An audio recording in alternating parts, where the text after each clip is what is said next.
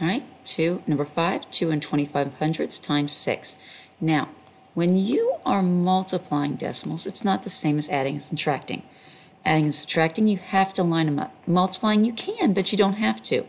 You can pretend that the decimal's not there if you wanted, because you do the decimal at the end. 6 times 5 is 30. Carry my 3. 6 times 2 is 12, plus 3 is 15. Carry my 1.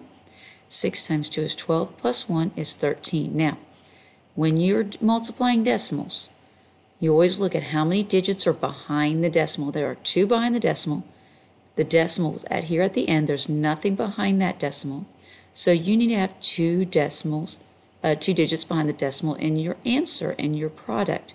So I've got to go over 1 and 2.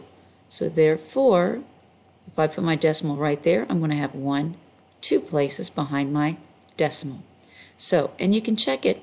2 times 6 is 12. And look at the digit in front of the decimal. Is 13 near 12? Yes. So you put the decimal in the correct place.